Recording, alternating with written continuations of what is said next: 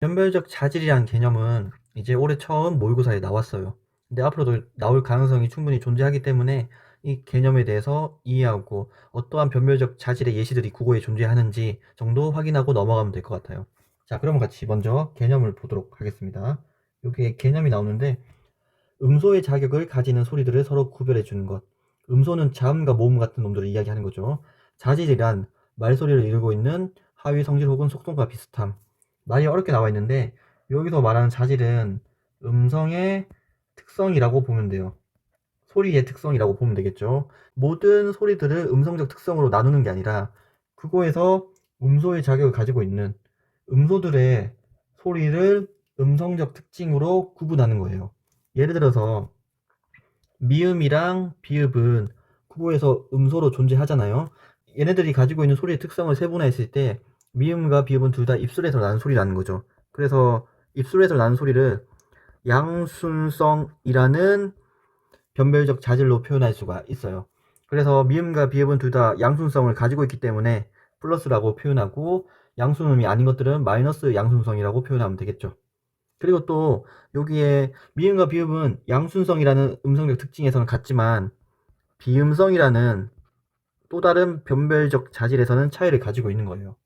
미음과 비읍 중에서 비음으로서의 소리적 특성을 가지고 있는 건 미음이잖아요. 그래서 여기에 플러스를 한다면 미음만 해당되는 거고 만약에 비음성이 마이너스라면 비음만 해당되는 거죠. 이렇게 미음과 비읍의 음성적 차이를 나타낼 때 사용하는 이 양순성이나 비음성 이런 것들을 변별적 자질이라고 합니다.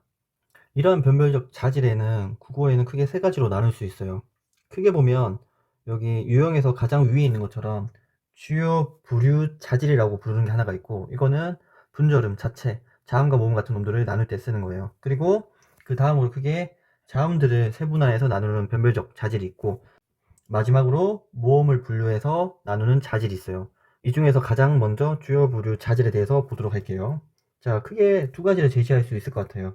여기에 자음성 있고 밑에 성절성이 있는데 자음성은 옆에 발음할 때 공기에 방해가 관여하냐 이렇게 나와 있는데 우리가 앞서 했던 강의를 생각해 보면 자음과 모음의 차이는 공기에 방해가 있냐 없냐 장애가 있냐 없냐였죠. 그래서 말 그대로 자음성에 플러스가 된다면 자음이고 자음성이 마이너스가 된다면 자음이 아닌 모음이나 반모음으로 볼 수 있다는 거죠. 그리고 두 번째 나오는 성절성이라는 단어를 한 번씩 들어보긴 했을 텐데 얘는 단독으로 음절을 구성할 수 있는 특성이에요. 여기서 음절이라는 게 우리가 발음할 수 있는 가장 작은 단위잖아요. 그래서 성절성을 지닌 건 단독으로 음절을 가질 수 있느냐 없느냐가 되는 거예요. 그러면 국어에서 얘를 바탕으로 분류한 걸 보면 성절성을 가지고 있는 건 모음밖에 없죠. 반모음이나 자음은 혼자서 사용될 수 없기 때문에. 그리고 당연히 자음만 자음성을 가지고 있겠죠. 자, 다음으로 넘어갈게요. 자음 분류 자질에서 크게 얘네는 좋은 위치 관련 자질과 방법 관련 자질로 나눌 수가 있어요. 좋은 위치 관련 자질에 보면 여기 전방성 그리고 설정성이라는 말이 나오는데 설정성이란 단어가 어떤 의미인지 정도를 이해하고 넘어가면 좋을 것 같아요. 자, 그 전에 우리가 했던 내용을 한번 떠올려 보면 제가 자음의 좋은 위치에 대해서 이야기를 했잖아요. 제가 이렇게 그림을 그렸는데 자, 여기가 눈입니다. 그러면 가장 앞쪽에서 나는 소리가 양순음이었죠. 그리고 두 번째 나는 게 시조고 세 번째가 경국이었어요. 그리고 뒤가 영국인 거죠. 자, 후음은 생략할게요. 이렇게 나눴을 때, 자, 볼게요. 전방성은 좋은 위치의 전후에 따른 자질로 치조를 포함하여 그보다 압적인 성질이라고 있어요. 이렇게 나눴을 때, 이렇게 구분해서 얘가 전방성의 기준인데, 여기 앞에 있는 양수이나 치조는 전방성의 플러스가 되고, 뒤에는 경국의 영국에는 마이너스가 되는 거예요. 그리고 설정성은 혀의 아래 위 움직임이라고 나와 있죠. 그래서 설정성은 이렇게 줄을 거예요. 혀의 높낮이로 설정성이 높은 건 설정성을 가지는 건 설정성 플러스라고 표현하고 그렇지 않은 건 마이너스라고 표현하면 되겠죠. 이렇게 표시했을 때 혀의 위치가 조금 높은 거 여기에 있는 치조랑 경국에는 설정성 플러스고 양순음이나 영국에는 설정성 마이너스가 되는 거예요. 그래서 설정성이라는 자질이 가지는 의미 정도는 한번 그런 의미구나 이해하고 넘어가면 좋을 것 같아요. 어차피 시험에 나와도 지문에서 설명을 다 줄 겁니다. 그래서 여러분들이 그 지문을 읽고 당황하지 않을 정도로만 이해하면 될 것 같아요. 그래서 밑에 분류한 내용들을 보면 설정성에는 치조와 경국이 플러스로 되어 있고 개방성은 양순과 치조가 플러스가 되어 있는 거죠. 그리고 다음으로 좋은 방법으로 넘어갈게요. 좋은 방법에 보면 첫 번째가 지속성이에요. 지속성은 이제 계속 지속적으로 소리를 낼 수 있냐 이건데, 쉽게 표현하면 국어에서 마찰음을 이야기하는 거예요. 마찰음은 통로를 좁혀서 공기를 마찰시켜 내는 거잖아요. 그래서 시옷이나 히읗인데 스, 흐 이렇게 지속적으로 계속 낼 수 있잖아요. 그래서 지속성은 마찰음을 의미하는 거예요.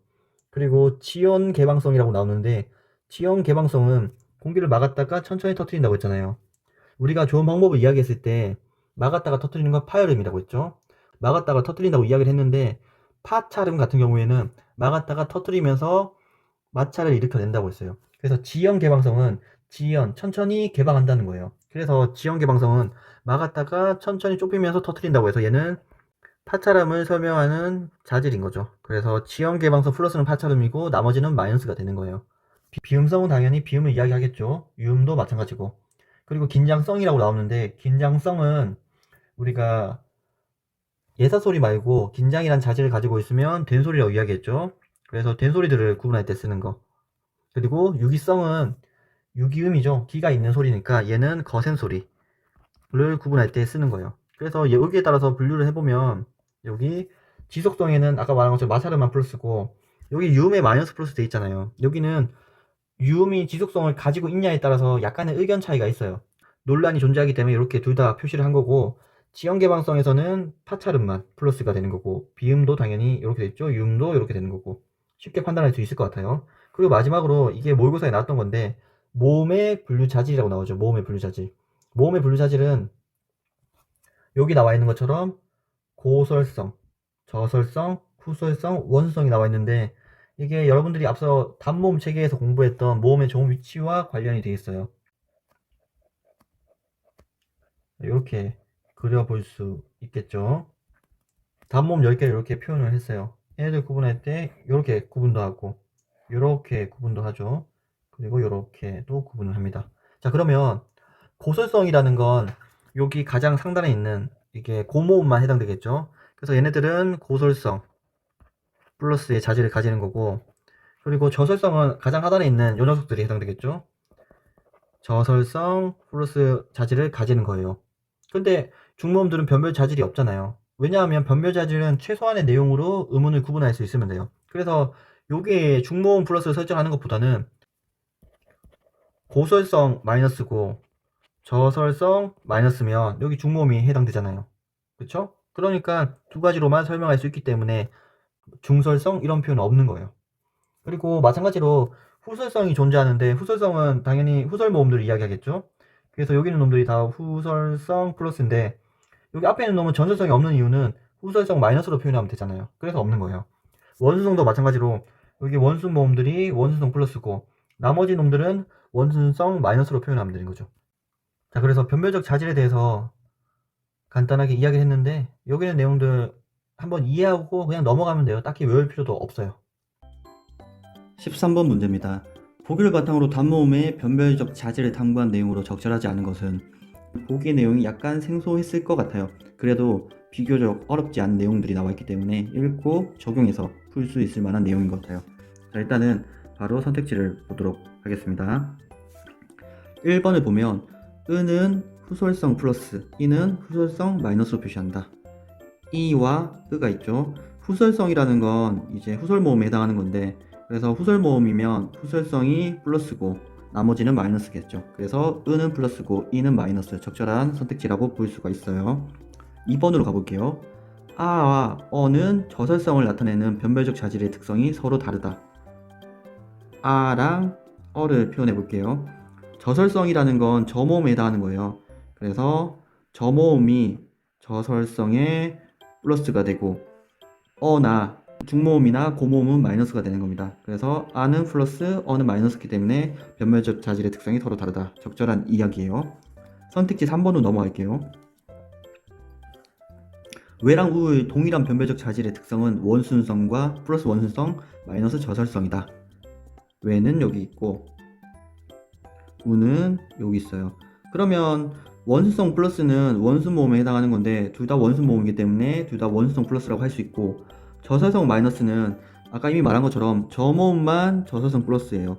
고모음이나 중모음은 저모음이 아니기 때문에 둘 다 마이너스에 해당하는 겁니다. 그래서 마이너스 저설성에 해당하는 게 맞죠. 3번도 적절한 이야기입니다.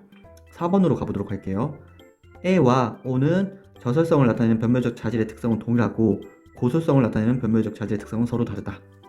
에는 여기 있고 그리고 오는 여기 있어요.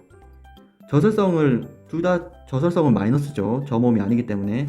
그래서 동일하다고 볼 수 있고 고솔성을 나타내는 변별적 자질은 서로 다르다라고 했는데 에나 오는 둘 다 중모음이기 때문에 고솔성 마이너스가 되겠죠. 그래서 다르지 않고 같습니다. 답은 4번이네요. 마지막 5번도 보겠습니다.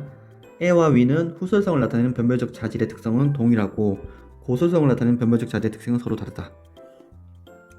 에와 위 에랑 위는 둘 다 후설 모음이 아니기 때문에 후설성은 동일하죠.